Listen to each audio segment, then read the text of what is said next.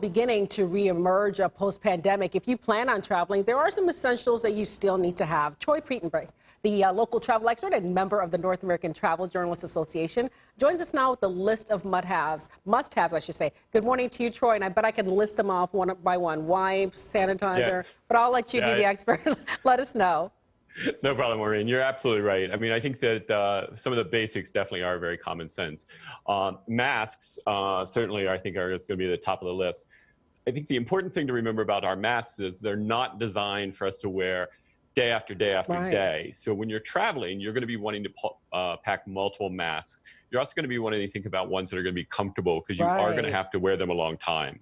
Yeah, I was wondering, is there one specifically designed for like air travel, or maybe it's a new thing, but you know, they're not terribly comfortable, and I can't imagine going on a cross-continental flight wearing one nonstop. No, I think there's going to be a lot of challenges there, and I think for a lot of folks, you're going to have to end up buying multiple ones and trying them out, but to start to find ones that you feel most comfortable with, because they're all designed a little differently.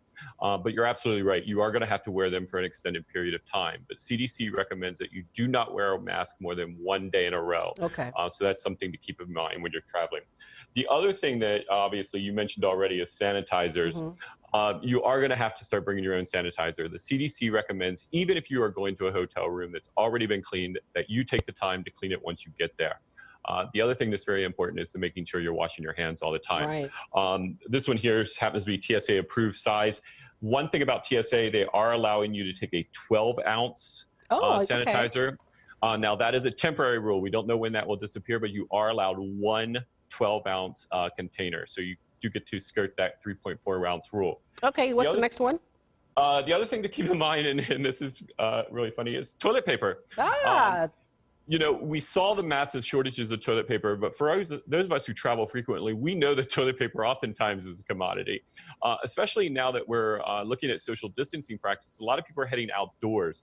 They're heading to the parks, the state parks, the national parks, which have all been notoriously underfunded. And one of the things that they short is actually the cleaning of the restrooms.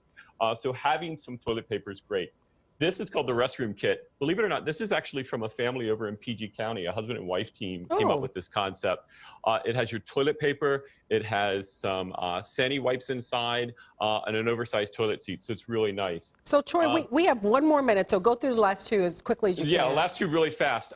One, digital thermometer.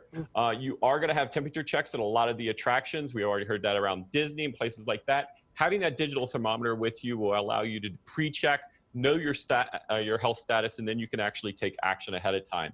The other thing to keep in mind, battery pack. Your telephone is now going to be your ticket, your admission. You are going to do so much more on your telephone than ever before, and you do not want that battery going dead. So you're going to want to bring that extra battery pack. Indeed you do. Okay, you got it all in. And Troy, as always, you are a wealth of information. We can find you where again? Actually, I have this article up on Men's Life DC. You can find out all these items in more detail up on that site. And you can follow me on social media at The Gay Traveler. Troy Pretenbrink, as always, thank you.